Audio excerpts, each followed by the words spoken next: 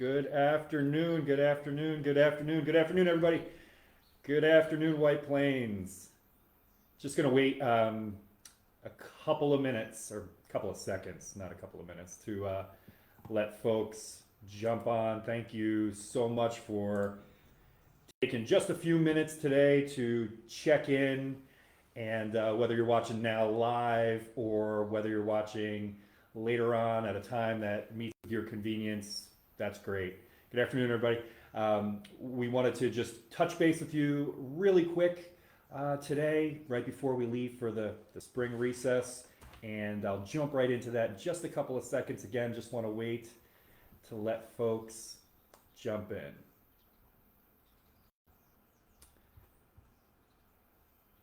Good afternoon. Good afternoon, Anna. All right. Okay, so it's 12:01. So I'm going to go ahead and get started. Interestingly, I don't have a lot of questions that got sent in. We always ask folks to send questions along to that questions email address, and I actually only have one. So I will definitely get to that question. But if you have additional questions and you want to put them in the comment section, I will absolutely scroll through the comment section this afternoon and answer any questions that I might be able to answer for you. Again, a big, hearty, sunny day, Friday. Good afternoon to everybody. It's, of course, spring recess is next week for our kiddos. I want to wish all of you a wonderful and restful and hopefully relaxing spring break. If you're traveling, be safe. Look out for yourselves and come back to us safe here after next week. Thinking about making sure we're staying healthy and well. As you know, you have access to tests, take-home rapid tests that we're sending home with all of our kids. But you can also access more tests if you need to. You just need to reach out to us here in the school district, and we'll be happy to help you with that. Of course, I'm referring to COVID-19 rapid antigen tests, take-home tests that you could use.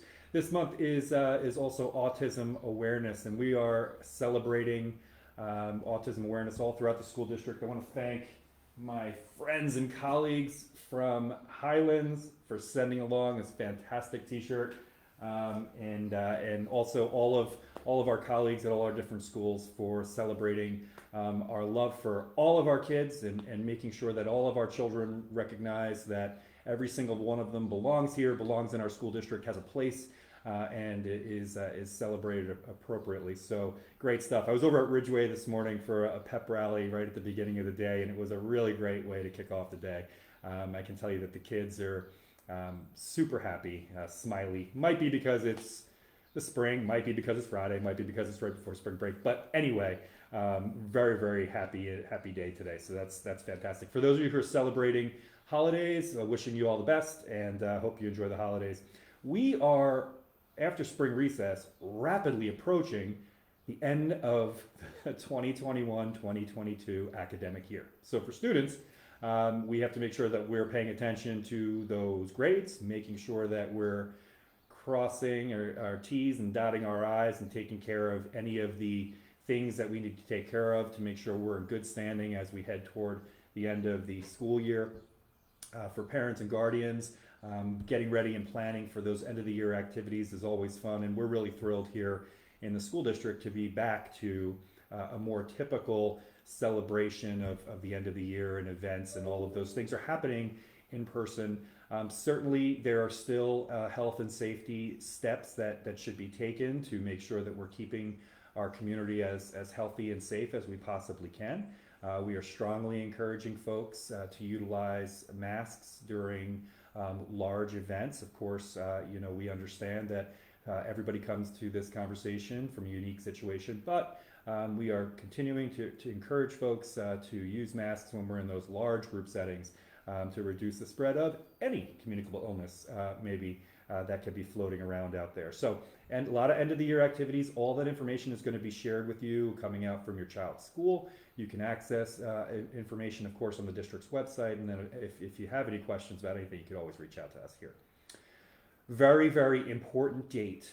Please mark your calendars. Tuesday, May 17th. Tuesday, May 17th is the annual Board of Education election and budget vote. Now, I'm not going to spend a great deal of time on the district budget this morning, or this afternoon rather, but what I do want to tell you is a few things that are really important. Number one, everybody in our school district should participate in the vote. Everybody. Everybody in the city of White Plains, everybody should come out and make sure that their voices are heard. It's really important, and we work hard to increase voter turnout each year, and we're going to continue to do that. We want everybody to be part of this process. And that means being informed about what the budget means and what the budget entails. This year's budget we're very proud of it. It supports all of our children's programming, continues to build into opportunity for our kids all throughout the school district as laid out, and it's really easy to follow in our long-range plan. All this information is available on the district's website. How much is it going to cost me, Joe? No tax increase this year. So there's no tax increase, and we are able to accomplish this by utilizing the additional foundation aid that is coming to the school district. You remember me talking about this last year and throughout this year. And so this year's school district budget is no tax increase to our taxpayers, but continues to strengthen our school district into the future. And we're really proud of that. We also have a couple of additional questions on the ballot that are really important for you to pay attention to as well. We are asking again for our voters to authorize a capital reserve. And you'll remember that capital reserve is sort of like a savings account that the school district can utilize to complete capital projects, so not have to go out to bond. And we're going to be utilizing this particular capital reserve that we're asking for your authorization to support our school district's master plan capital projects, which is also on the ballot. This is a very exciting plan that is going to revitalize our school district facilities, continue to move our facilities up into 21st century technology. So again, HVAC, air conditioning, and energy efficient HVAC all throughout the school district. Learning spaces for all of our kids in our buildings. We are adding additional career technical education classrooms over at the high school, just a ton of new field, tons of really wonderful things for our kids. How much is it going to cost, Joe?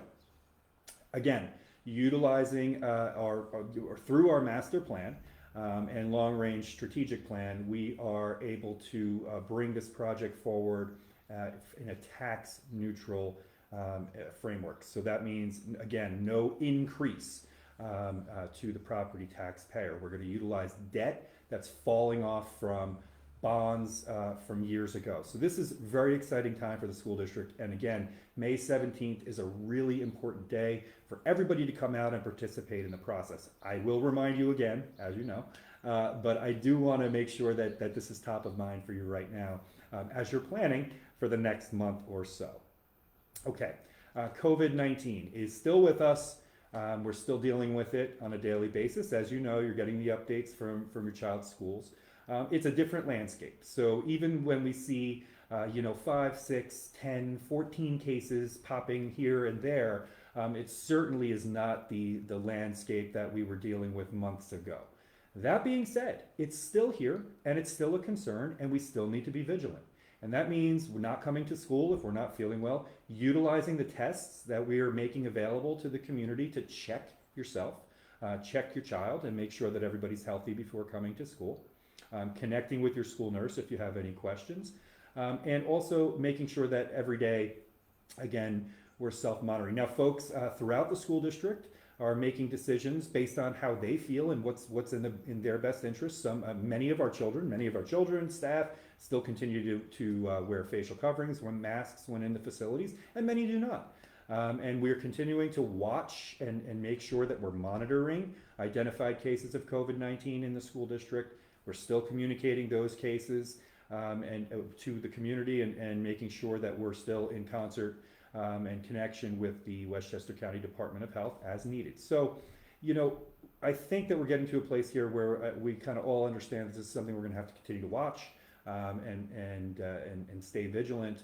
But at the same time, we are definitely moving to, and again with the warmer weather coming, we're definitely moving to a place where those numbers, are not, I wouldn't say they're plateauing, but certainly they're kind of up and down in a lower fashion than what we saw in the past. Now, some media outlets are reporting, big spikes in COVID-19 here and there, and what I can share with you is that's not what we're experiencing here in White Plains. Again, yes, we see cases absolutely every day.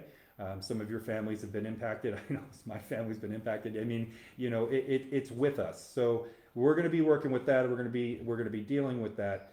In our schools, we still have safety measures in place. Some of the mitigation has been rolled back, again, in concert with what we're seeing in our schools. But we still have mitigation strategies in place as well. So I'll continue to keep you posted on COVID-19. We're definitely in a better place than we were, certainly in a much better place than we were this time last year. And we'll keep plugging away, and we'll keep making sure that we can do everything possible to keep everyone safe. So that brings me to Q&A. The one question that came in, and then I'll look in the comment section. Can you talk about COVID mitigation strategies the district is employing in the schools now that masks are optional and barriers are down in the cafeteria? Are the principals ensuring that the windows are open in classrooms and the cafeteria, if that's optional as well? One of our elementary schools, it's named, but I'll just say one of our elementary schools in particular has seen a large uptick in COVID cases in the past couple of weeks. Are you seeing that across the board in all of our schools? And it's interesting, and thank you very much for your question. Large uptick. So from our perspective and from what we've seen, big upticks, big hits of COVID are double digits, 20, 30, 40. Remember a couple of months ago, we were in some cases, approaching 100 cases identified in a week. So for us, do we see 10, 14, 12, 5 cases from time to time? Yes, we're not seeing that as a large uptick, but it certainly is, an uptick, and we monitor that as well. Are we seeing that in every building across the school district? No, not necessarily.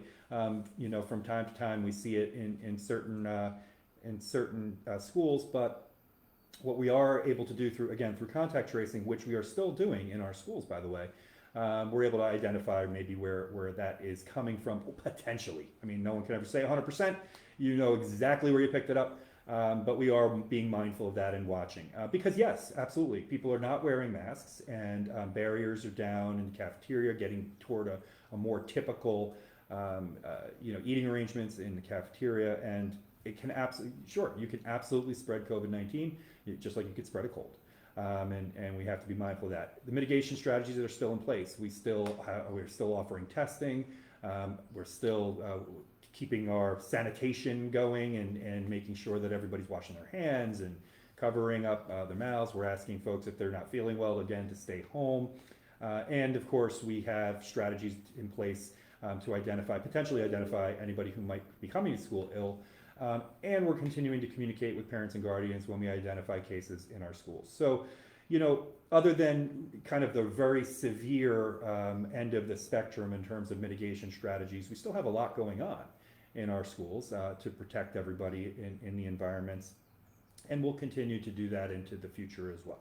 So again, thanks for your question.